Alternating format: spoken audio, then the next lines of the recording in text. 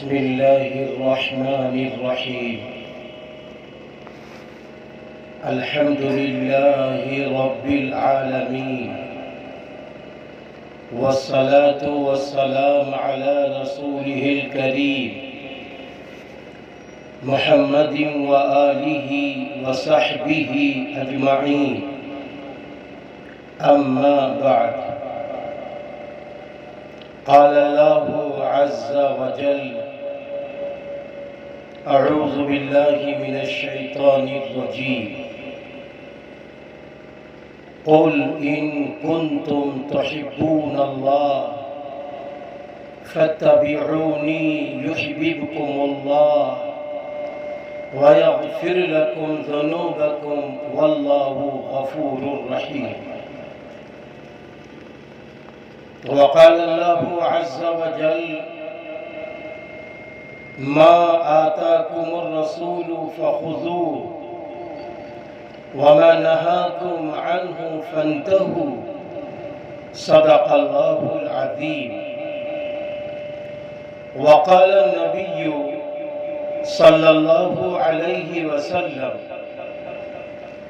لا يؤمن أحدكم حتى أكون أحب إليه من والده وولده والناس أجمعين، أو كما قال عليه الصلاة والسلام.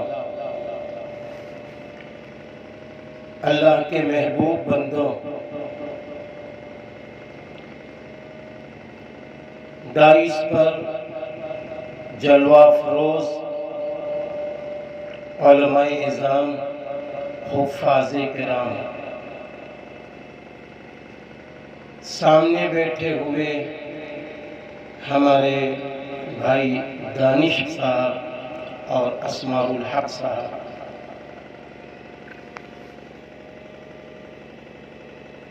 بے انتہا مجھے خوشی اس وقت ہوئی کہ جب میرے پاس فون آیا کہ سرزمین للیہ پور میں جلسہ ہے، آپ کو آنا ہے۔ حضرت مولانا مفتی مجاہد الاسلام صاحب، آپ کا نام آیا، طبیعت خوش ہوئی کہ للیہ پور کے نوجوانوں میں، یہاں کے بزرگوں میں اور یہاں کے حجاج کرام میں اور یہاں کے حفاظ کرام میں ربیع الاول کے موقع پر دینی جذبہ بیدار ہوا، جس میں جناب حافظ ذیشان احمد صاحب پیش ہیں، حافظ نفیس احمد صاحب پیش ہیں، حاجی شریف احمد صاحب پیش ہیں، اور بھی بہت سارے اسماء ہیں، نام ہیں۔ الغرض، میں اللہ کا شکر ادا کرتا ہوا اللہ سے دعا گو ہوں کہ اے اللہ، جس مقصد کے تحت یہ جلسہ منعقد ہوا ہے، اللہ اس میں کامیابی عطا فرمائے۔ میرے بھائیوں، آج 9 ربیع الاول کی تاریخ ہے۔ آپ صلی اللہ علیہ وسلم کی ولادت شریفہ کی تاریخ میں اختلاف ہے۔ ایک روایت کے مطابق 9 ربیع الاول بھی ہے، اور جس تاریخ پر اتفاق ہے وہ تاریخ 12 ربیع الاول کی ہے، اور بروز پیر کا دن بھی ہے۔ ایک سوال ہے، آخر اللہ رب العزت نے آخری پیغمبر حضرت محمد عربی صلی اللہ علیہ وسلم کو جب بھیجنے کا ارادہ فرمایا تھا تو کیا بالکل آخر میں یہ فیصلہ اللہ نے کیا تھا یا شروع میں یہ فیصلہ اللہ نے کیا تھا؟ ایک روایت ملتی ہے کہ جب حضرت آدم علیہ السلام حضرت حوا علیہ السلام کو اللہ نے جنت میں داخل فرما دیا تو اللہ تعالیٰ نے فرمایا تھا کہ اے آدم اے حوا جنت کے چاروں طرف چلو پھرو کھاؤ پیو سب کچھ کرو مگر اس پودے کے قریب گندم کے نہ جانا۔ آخر وہ وقت آ ہی گیا کہ آپ قریب بھی گئے اور اس کا جو پھل تھا اس کو کھا بھی لیا۔ اللہ رب العزت نے فرمایا کہ اے آدم حوا ہمیں منع کیا تھا نا، اب جب آپ نے کھایا ہے تو اب آپ کو اور جس کے ذریعے کھایا ہے دونوں کو اب دنیا میں جاننا پڑے گا، جانا پڑے گا۔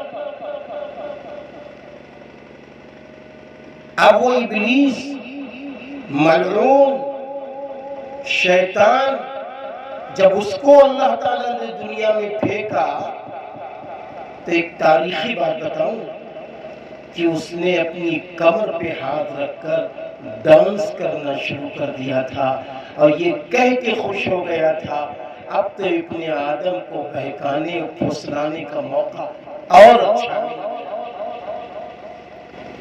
لیکن جب اللہ رب العزت نے حضرت آدم علیہ السلام کو دنیا میں بھیجا تھا تو آپ بہت ہی نادم شرمندہ اپنی غلطی کا احساس کر کے رو رہے تھے، اتنا روئے کہ تاریخ شاہد ہے کہ آپ کا رونا اگر دیکھا جائے تو بہت زیادہ ہوتا ہے۔ روتے روتے آپ نے ایک بات کہی، فرمایا میرے اللہ مجھے معاف کر دیجئے، مجھے معاف کر دیجئے۔ محمد صلی اللہ علیہ وسلم کے اللہ نے فرمایا اے آدم یہ نام تم نے کہاں دیکھ لیا؟ اے آدم یہ نام تم نے کہاں دیکھ لیا؟ حضرت آدم علیہ السلام نے فرمایا تھا میرے اللہ جب تو مجھے دنیا میں بھیج رہا تھا تو جنت سے مجھے تو نکال رہا تھا تو جنت کے درختوں کے پتوں پر اور جنت کے کواڑوں پر چاروں طرف میں نے ایک کلمہ لکھا ہوا دیکھا تھا، لا الہ الا اللہ محمد رسول اللہ صلی اللہ علیہ وسلم۔ تو میں نے سمجھ لیا کہ جو نام آپ کے نام کے ساتھ جڑا ہے وہ بہت قیمتی نام ہے۔ تو آواز آئی اے آدم اے حوا سچ کہا، اگر مجھے محمد کو دنیا میں بھیجنے کا مقصد نہ ہوتا میں نہ زمین بناتا، نہ آسمان بناتا، نہ پہاڑ بناتا، نہ پیڑ پودے لگواتا، نہ انسانوں کو بھیجتا، نہ جناتوں کو بھیجتا، نہ چرند پرند کو بھیجتا۔ مجھے محمد صلی اللہ علیہ وسلم اللہ نے فرمایا اگر مجھے آپ کو بھیجنے کا مقصد نہ ہوتا تو یہ کائنات نہ بناتا، یہ کائنات نہ بناتا۔ تو پتہ کیا چلا؟ کہنے کا مقصد ہے کیا؟ پتہ یہ چلا اور کہنے کا مقصد بھی یہی ہے کہ اے لوگوں، اے انسانوں، ایک بات یاد رکھنا، ایک بات یاد رکھنا، جہاں آپ کو اللہ نے سب سے آخر میں بھیجا ہے، لیکن اللہ نے آپ کے نام کا انتخاب سب سے پہلے کر لیا۔ دوسری بات، بہت بڑی بات، ایک بات یاد رکھنا، وہ کیا ہے؟ اللہ تعالی حضرت محمد صلی اللہ علیہ وسلم کو چاہتا، بہت چاہتا۔ اللہ اپنے حبیب کو اتنا چاہتے جس کی کوئی حد ہی نہیں، کوئی انتہا ہی نہیں ہے۔ اگر کہیں آپ غم میں ہیں تو حضرت جبریل علیہ السلام چلے آ رہے ہیں۔ اللہ نے بھیجا ہے کہ آپ کی آنکھوں میں آنسو کیسے ہیں، اللہ نے بھیجا ہے یہ آپ کی آنکھوں میں آنسو کیسے ہیں، یہ غم کیسا ہے، اللہ نے بھیجا ہے۔ جبریل، مجھے اپنی امت کی یاد آ رہی ہے، جبریل مجھے اپنی امت کی یاد آ رہی ہے کہ میری امت کا کیا بنے گا۔ اللہم اغفر لی امتی فرمایا۔ ایک موقع پر جب آپ صلی اللہ علیہ وسلم اس دنیا سے تشریف لے جا رہے تھے، آپ کی زبان میں لڑکھڑاہٹ تھی، آپ کی زبان میں لکنت پڑ گئی۔ اس موقع پر حضرت علی کرم اللہ وجہ فرماتے ہیں کہ میں نے اپنے کانوں کو رسول اللہ صلی اللہ علیہ وسلم کی زبان مبارک کے قریب کیا تو آپ صلی اللہ علیہ وسلم فرما رہے تھے، اللہم اغفر لی امتی، اللہم اغفر لی امتی، اللہم اغفر لی امتی۔ اے اللہ میری امت کی مغفرت فرما، اے اللہ میری امت کی مغفرت فرما، اے اللہ میری امت کی مغفرت فرما۔ میرے پیارے بھائیوں، میرا اللہ اپنے نبی کو بہت چاہتے ہیں اور نبی اپنی امت کو بہت چاہتے ہیں، لیکن افسوس، صد افسوس، ہم اپنے محبوب نبی کو جیسے چاہنا چاہیے ایسے نہیں چاہتے، ایسے نہیں چاہتے۔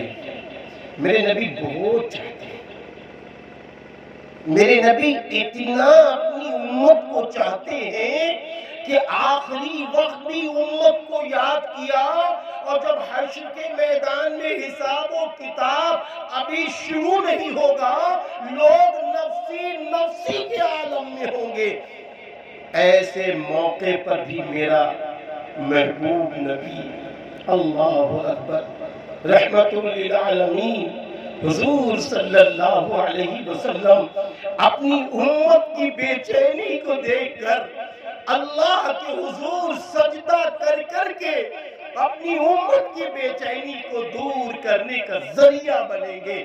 یہ ہے رحمت للعالمین صلی اللہ علیہ وسلم۔ دوسری بات، اللہ تعالیٰ آپ کو چاہتا ہے، بہت زیادہ چاہتا ہے۔ اللہ تعالیٰ نے قرآن کریم میں خود فرما دیا، قُلْ إِن كُنتُمْ تُحِبُّونَ اللَّهَ فَاتَّبِعُونِي يُحْبِبْكُمُ اللَّهُ۔ اے نبی کہہ دو، اگر تم اللہ کی محبت کا دم بھرتے ہو پس تم میری اتباع کرو، میری پیروی کرو، یحببکم اللہ، وہ اللہ تم سے محبت کر لے گا، وَيَغْفِرْ لَكُمْ ذُنُوبَكُمْ، اور وہ اللہ تمہارے گناہوں کو معاف کر دیں گا۔ ذرا آپ اندازہ لگائیں، نبی کی اتباع، نبی کی پیروی، نبی کی سنت کو زندہ کرنے میں اللہ محبت ہم سے کر لے گا، اور محبت ہی نہیں بلکہ اللہ پاک خود فرما رہے ہیں ہم تمہارے گناہوں کو معاف کر دیں گے۔ بھائی ہمارا آپ کا بیڑا پار ہو گیا، نبی کی سنت زندہ کر لو ہمارا آپ کا بیڑا پار، نبی کی اتباع کر لو ہمارا اور آپ کا بیڑا پار، نبی سے محبت کر لو ہمارا اور آپ کا بیڑا پار۔ ارے جب دنیا میں ہمارے آپ کے گناہ معاف ہو جائیں گے تو بعد مرنے کے انشاءاللہ بغیر حساب و کتاب رسول اللہ صلی اللہ علیہ وسلم کی قربت میں جنت میں جگہ نصیب ہو جائے گی، جگہ نصیب ہو جائے گی۔ اب ایک سوال ہے، سنت کہتے کسی؟ بھئی یہ بات تو سمجھ میں آ گئی کہ ہم نبی کی سنت کو زندہ کر لیں اللہ محبت کر لے گا۔ اب سنت کہتے کسی؟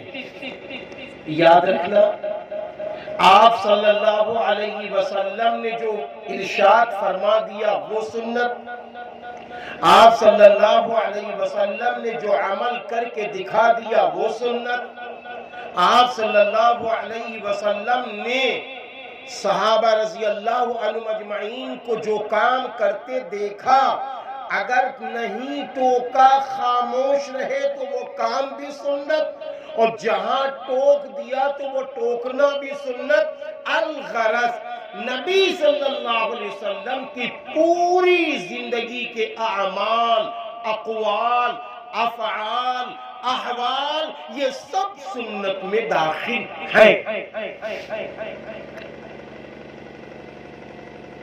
یہ سب سنت میں داخل ہیں۔ اب یہ سنتیں وہ ہیں جن پر ہم عمل کرنا چاہیں تو آسان، عمل نہ کرنا چاہیں تو مشکل، بہت مشکل، زندگی گزر جائے گی، ایک سنت نصیب نہیں ہوگی اگر عمل کرنے کی نیت نہ کرے اور جذبہ نہ پیدا ہو۔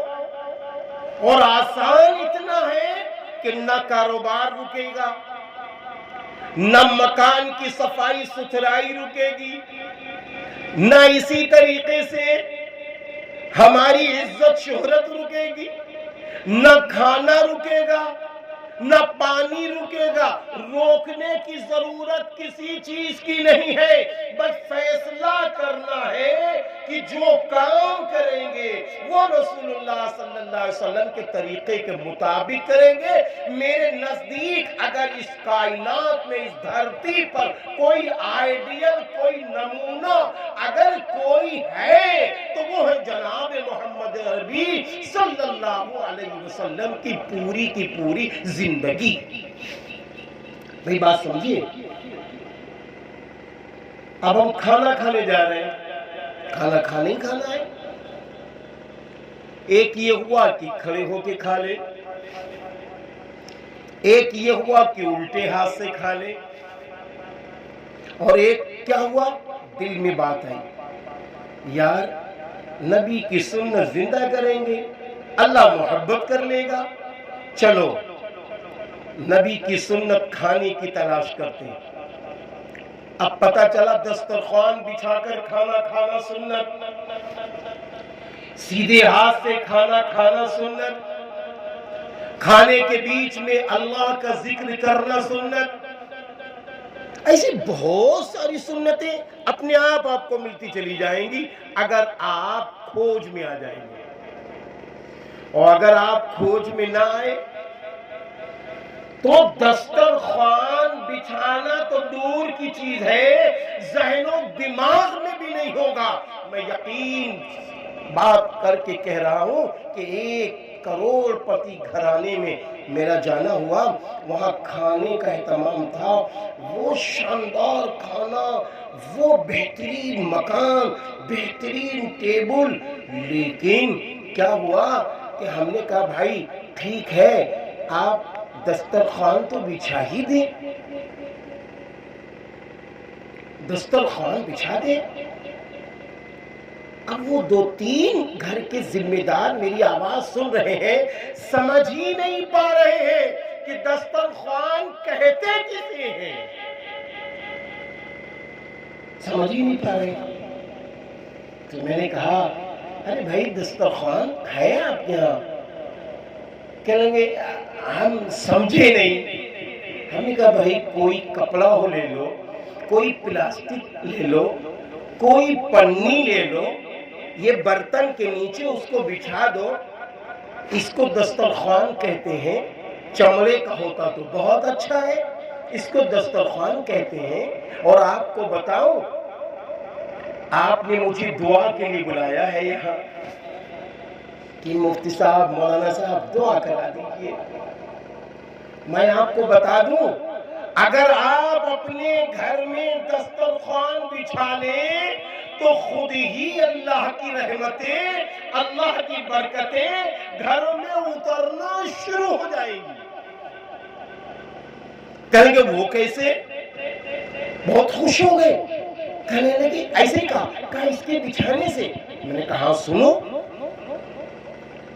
ہم نے کہا کہ حضور پاک صلی اللہ علیہ وسلم نے فرمایا کہ جب دسترخوان بچھا کر ہم کھانا کھاتے ہیں تو اللہ تعالیٰ کی رحمتوں اور برکتوں کا نزول دسترخوان کے بالکل بیچوں بیچ میں ہوتا ہے۔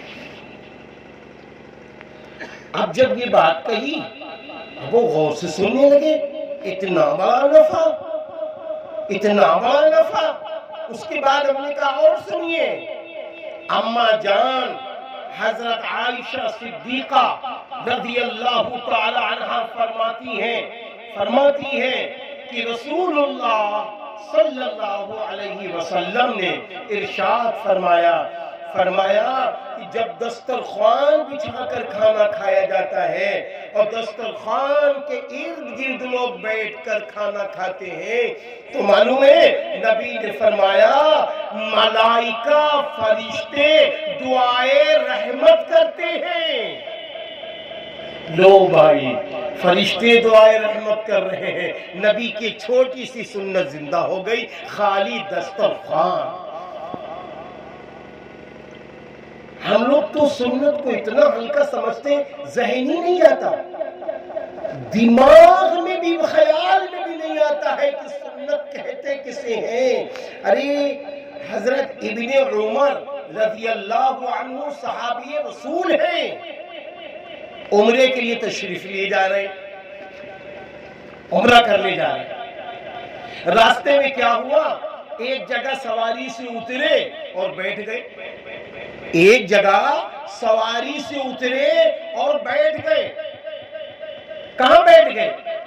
اس جگہ بیٹھے جہاں استنجا کرنے کی ضرورت انسان کو ہوتی ہے، وہاں بیٹھ گئے اور نہ استنجا کر رہے ہیں، نہ پیشاب کر رہے، کچھ بھی نہیں کر رہے، وہ بیٹھ گئے۔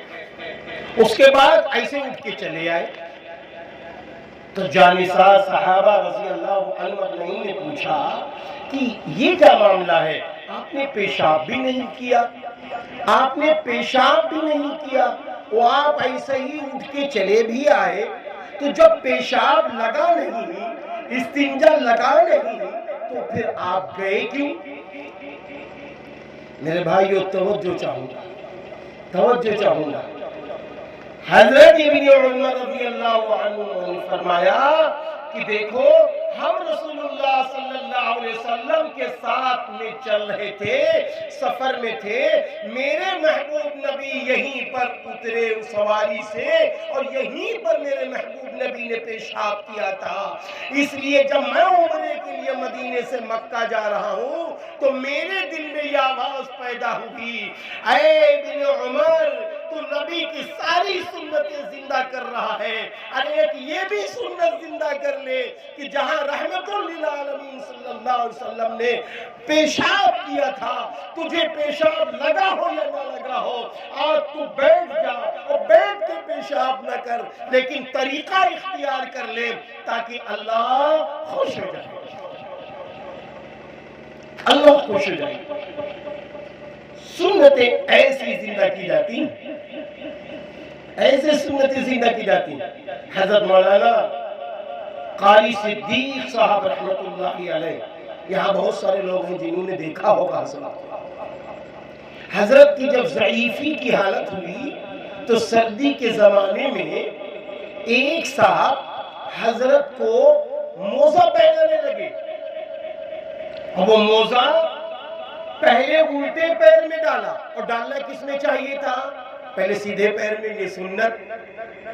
موزہ الٹے پیر میں جیسے ہی پہنانا شروع کیا، حضرت اپنی بیماری کی حالت میں پیر کو بڑی تیزی سے کھینچ لیا اور استغفر اللہ پڑھنے لگے۔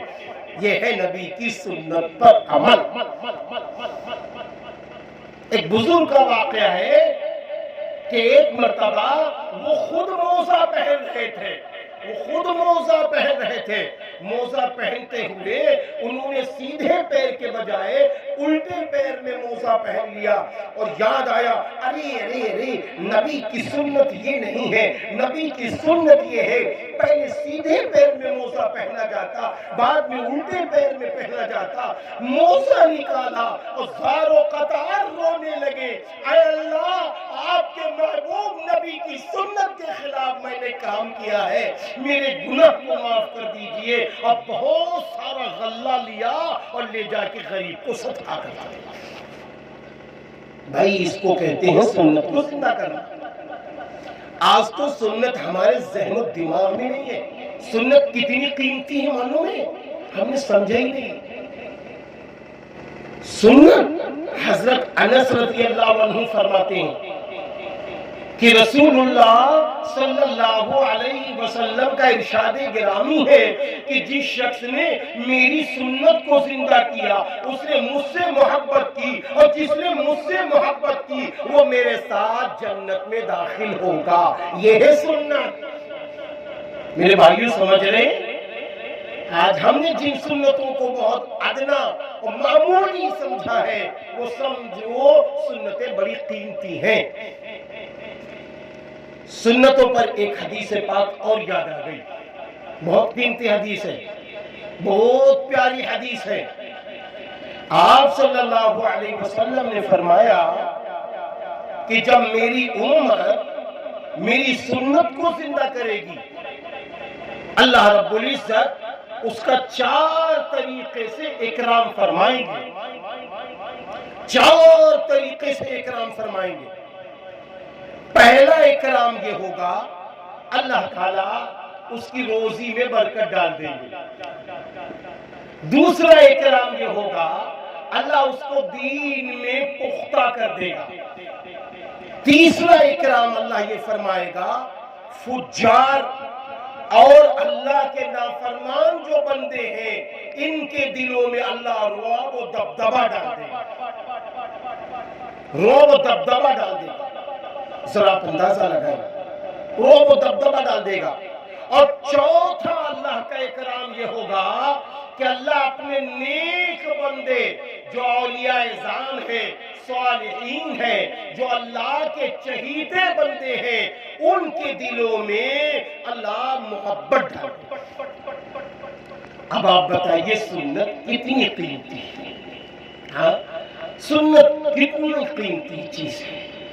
حضرت امام مالک رحمت اللہ علیہ نے فرمایا حضرت نوح علیہ السلام کے زمانے میں اللہ نے حکم دیا کہ اے نوح کشتی بناؤ، جو اس کشتی میں سوار ہوئے وہ لوگ بچ گئے، وہ غرق ہونے سے بچ گئے، اور جو لوگ اس کشتی میں سوار نہیں ہوئے وہ غرق ہو گئے، ڈوب گئے۔ اتنا خطرناک اللہ کا عذاب آیا تھا پانی کا۔ حضرت امام مالک رحمت اللہ علیہ فرماتے ہیں کہ جس طرح حضرت نوح علیہ السلام کے زمانے میں کشتی نوح میں جو بیٹھ گیا وہ پار ہو گیا، وہ کامیاب ہو گیا، وہ ڈوبنے سے بچ گیا، آپ فرماتے ہیں ایسے ہی آج کے زمانے کی کشتی رسول اللہ صلی اللہ علیہ وسلم کی سنتیں ہیں، جو نبی کی سنت کے مطابق زندگی گزار لے جائے گا وہ پار ہو گیا، وہ کامیاب ہو گیا، اور جو اس پر نہ چلا وہ ناکام ہو گیا، وہ نامراد ہو گیا۔ اس لیے میرے بھائیوں، ہمیں رسول اللہ صلی اللہ علیہ وسلم کی سنتوں کو ہلکا نہیں سمجھنا چاہیے۔ صبح سے لے کے جب سے آنکھ کھلے رات کے سونے تک ہمارا ہر وقت یہ مزاج بنا رہے میرے محبوب نبی کی سنت کیا۔ مجھے ایک واقعہ یاد آتا ہے، حضرت مولانا قاسم نانوتوی رحمت اللہ علیہ کا ایک واقعہ یاد آیا۔ ہم لوگ تو کھانے کی سنتیں زندہ کرنے میں، پانی کی سنتیں زندہ کرنے میں، اور رہن سہن کی سنتیں زندہ کرنے میں آج ہمیں تکلیف ہو رہی ہے۔ ذرا اندازہ لگاؤ، حضرت مولانا قاسم نانوتوی رحمت اللہ علیہ انگریز کا زمانہ پاتے ہیں۔ انگریز کے زمانے میں وارنٹ ان کے خلاف آ گیا، جب ہندوستان آزاد ہو رہا تھا اس موقع پر وارنٹ آ گیا کہ آپ کو گرفتار ہونا ہے۔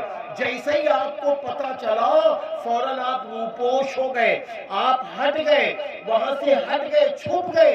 ایک دن چھپے رہے، 2 دن چھپے رہے، 3 دن چھپے رہے، تیسرے دن آپ مسجد میں آ گئے۔ لوگوں نے جیسے ہی دیکھا کہا حضرت حکومت کی جانب سے وارنٹ ہے آپ کے خلاف، آپ کو اریسٹ کر لیا جائے گا، آپ چھپے رہیے۔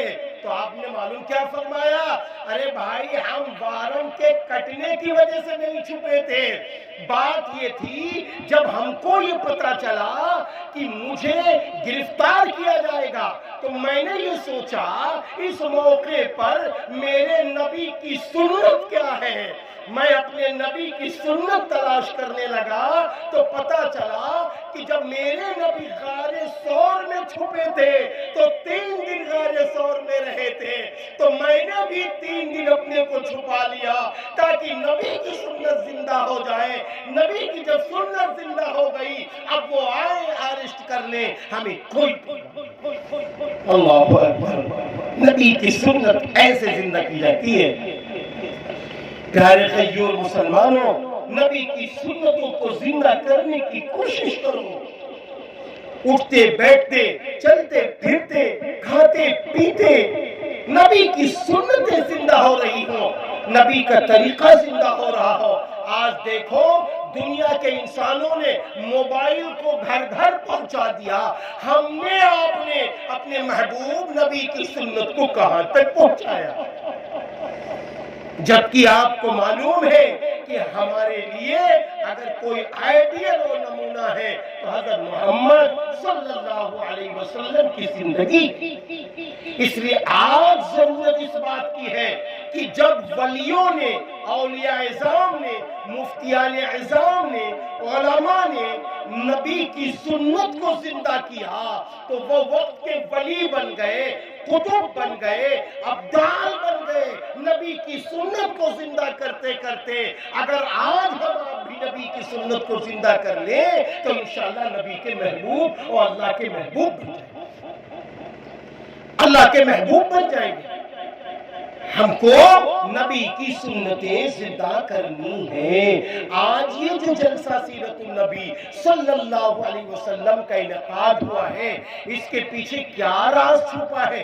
یہی راز تو چھپا ہے کہ 24 گھنٹے کی زندگی میں ہم کو نبی کی سنتوں کو زندہ کرنے کا طریقہ معلوم ہو جائے۔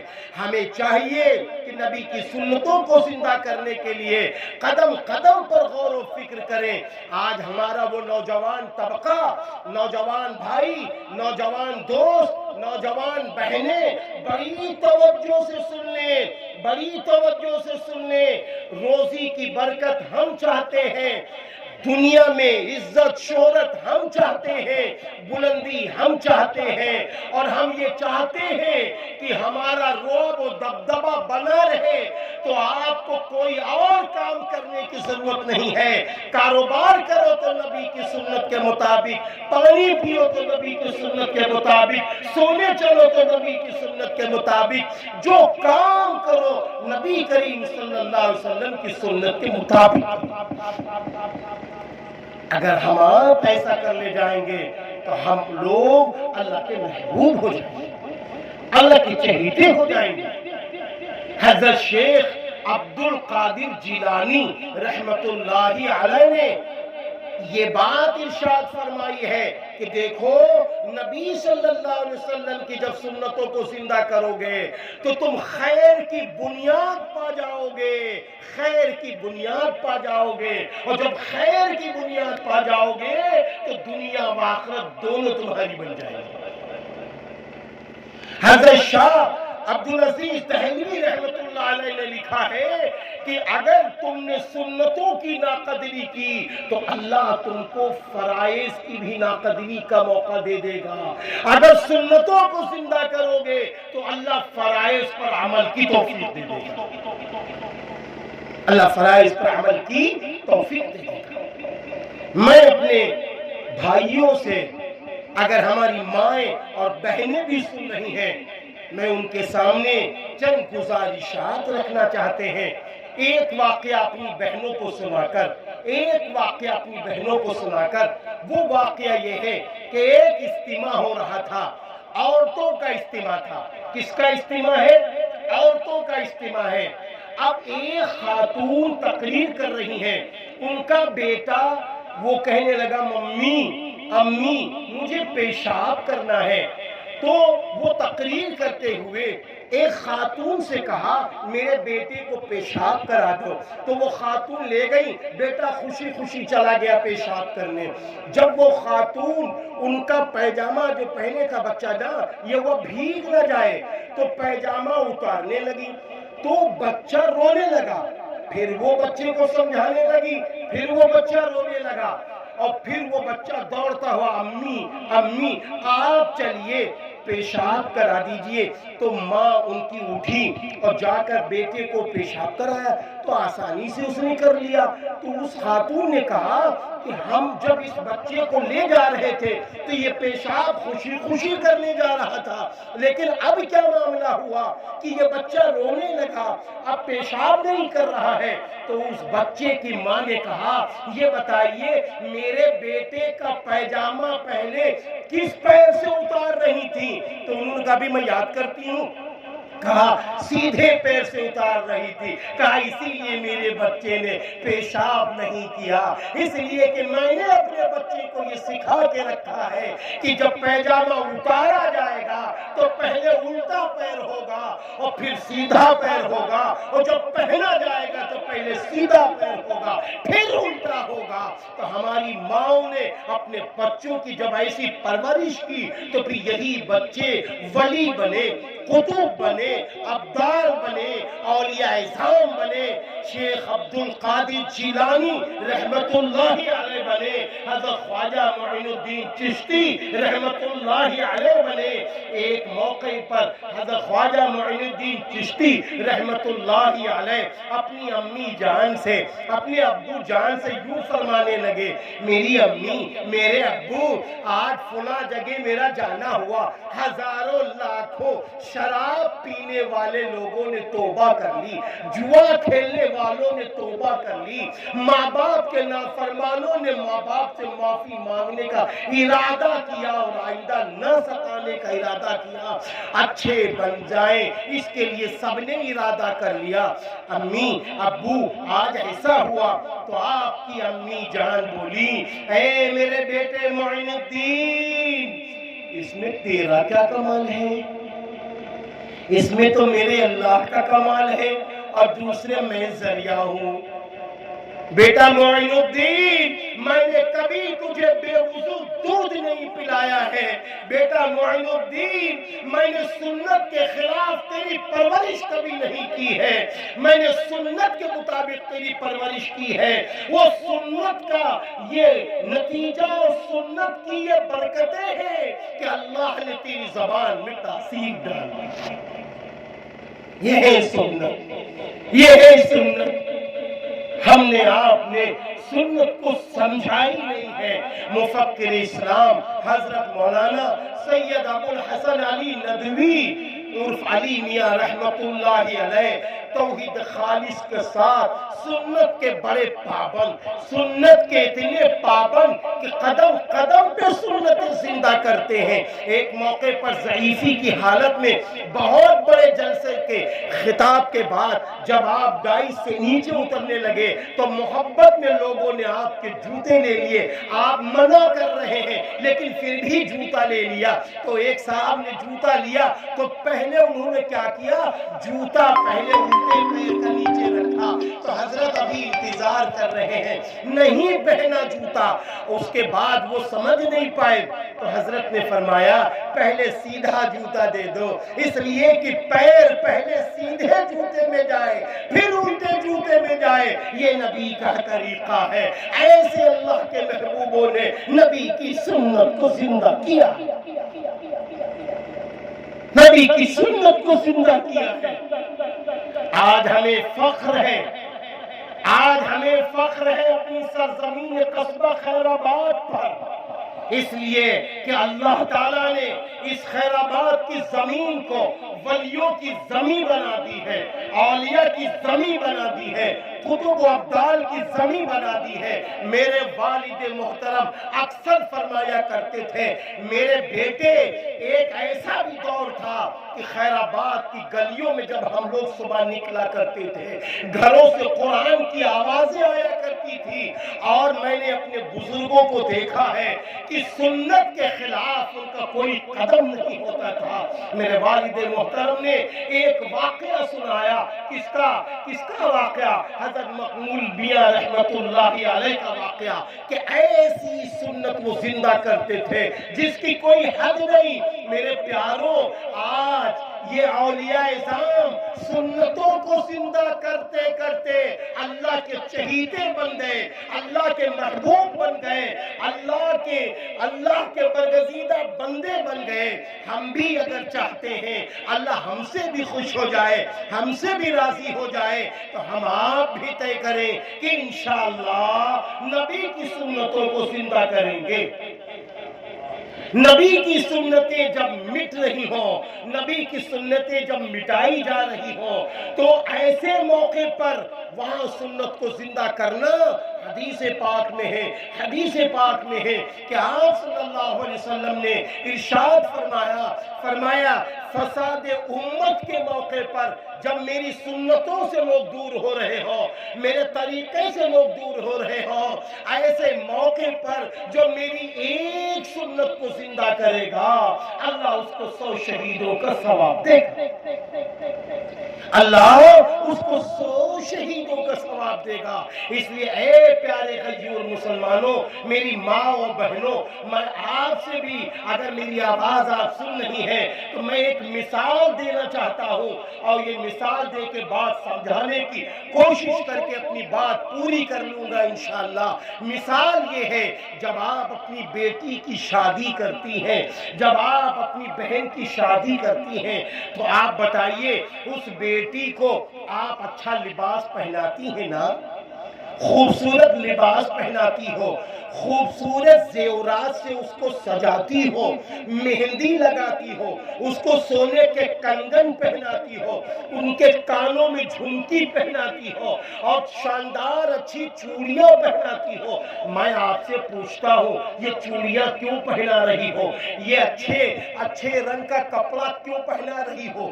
یہ شاندار سوٹ بوٹ میں اپنی بیٹی کو کیوں لاد رہی ہو؟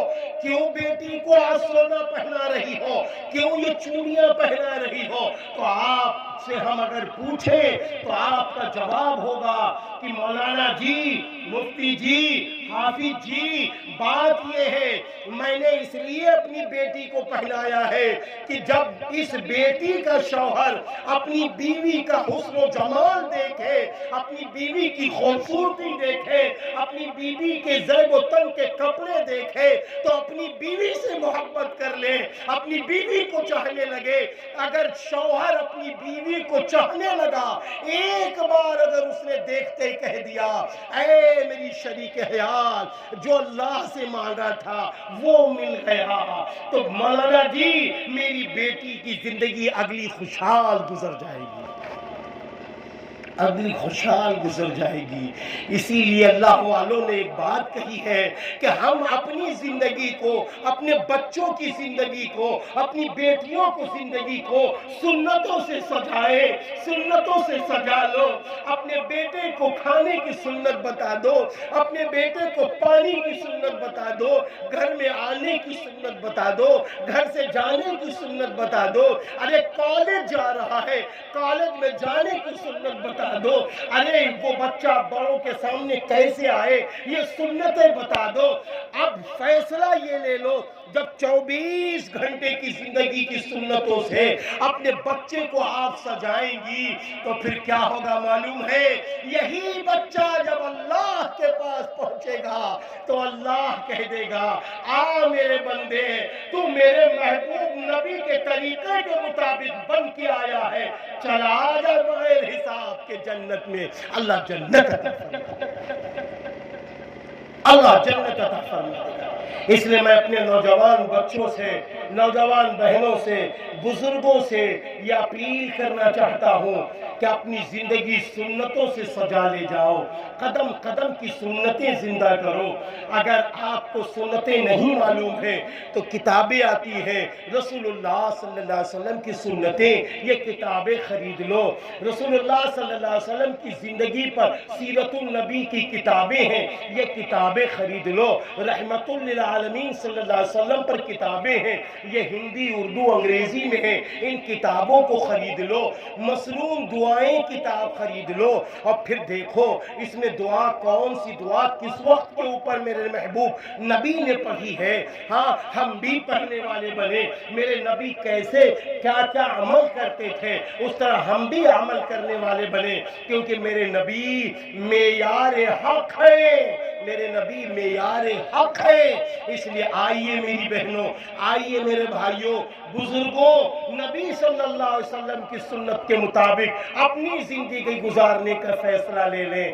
جب نبی کی سنتیں زندہ ہوں گی تو ماں باپ کی کوئی توہین نہیں کرے گا۔ ہمارے نوجوان بچے یہ سمجھ جائیں گے ماں کے قدموں تلے جنت ہے، باپ جنت کا دروازہ ہے۔ ہمارے بچے یہ سمجھ جائیں گے کہ بڑے بھائی کا اکرام کرنا چاہیے، چھوٹوں پہ شفقت کرنی چاہیے۔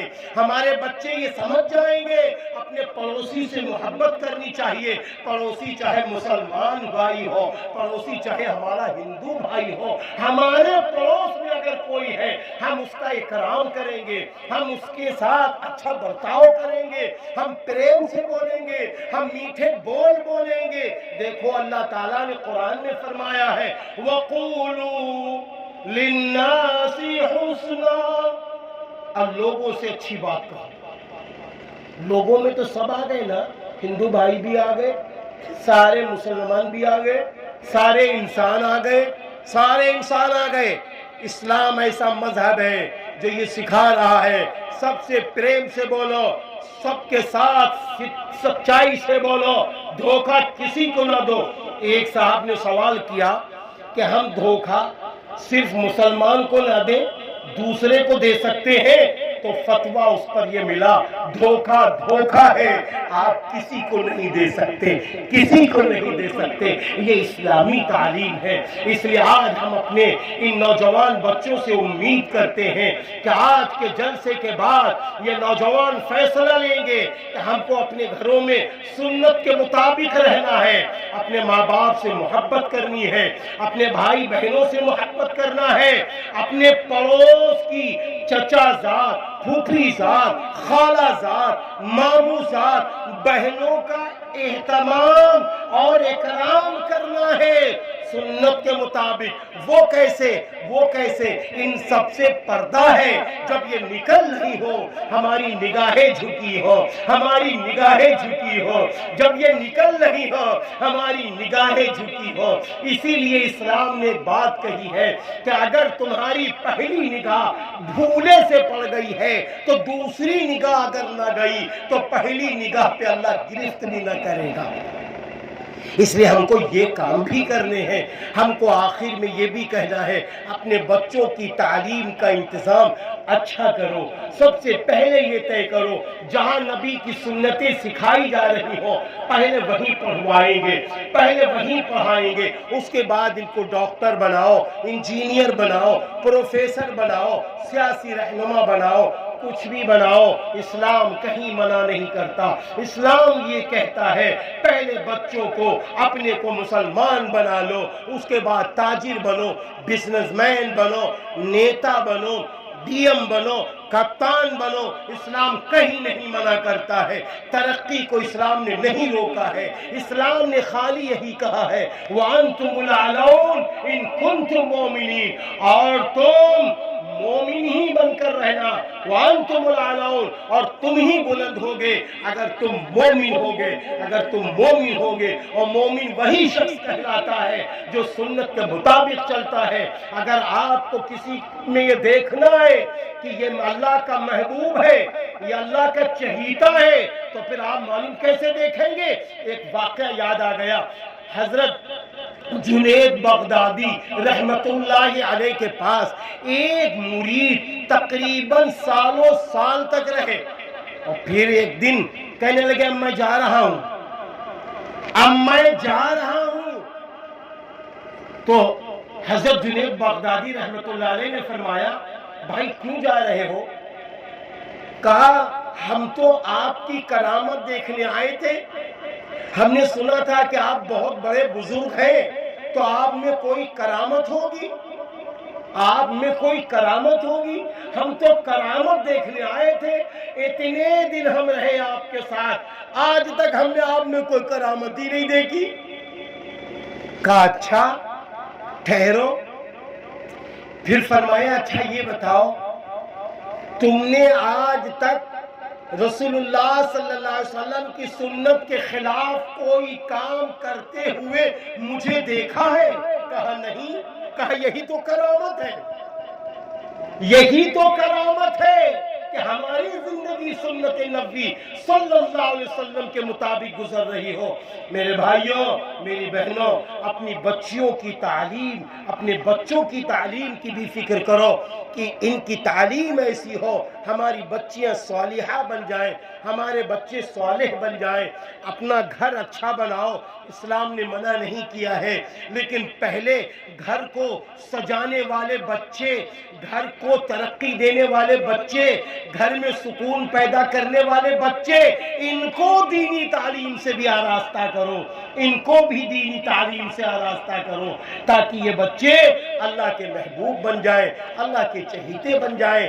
پھر یہی بچہ جب ایماندار بن جائے گا، یہ بزنس کرے گا ایمانداری سے کرے گا، یہی بچہ جب یہ تجارت کرے گا تو ایمانداری سے کرے گا، یہی بچہ جب باہر نکلے گا تو اپنے ماں باپ کا نام ایمان کی روشنی میں روشن کرے گا۔ پھر ایسی نعمتیں دنیا میں بھی ملیں گی، آخرت میں مل جائیں گی۔ اللہ تعالیٰ آج کے اس جلسے کو قبول فرمائے۔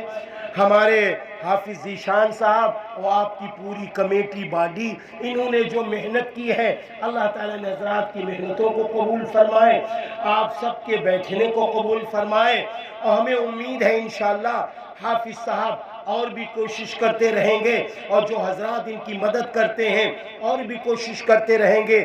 کوشش کرو کہ ہر سال میں 3 ماہ میں ایک پروگرام کر لو، نہیں کر سکتے ہو 6 ماہ میں کر لو، نہیں کر سکتے ہو سال میں ایک بار کر لو، آپس میں بیٹھ جاؤ، آپس میں دینی مذاکرہ ہو جائے، اللہ رسول کی گفتگو ہو جائے، کیا معلوم کون انسان اللہ کا ولی بن جائے، اللہ کا محبوب بن جائے، تو دنیا و آخرت ہماری و آپ کی دونوں بن جائے گی۔ اللہ تعالیٰ ہم سب کی مدد فرمائے۔ بہت بہت شکر گزار ہوں آپ سب کا۔ وآخر دعوانا الحمدللہ رب العالمین۔ السلام علیکم ورحمۃ اللہ وبرکاتہ۔ ماشاءاللہ، ابھی ہم اور آپ اللہ کے نبی صلی اللہ علیہ وسلم کی شان اقدس میں ہم نے بہت سی باتیں سنی ہیں، اور میں آپ سے یہ درخواست کرتا ہوں اللہ تعالی ہم سب کو ان باتوں پر عمل کی توفیق عطا فرمائے۔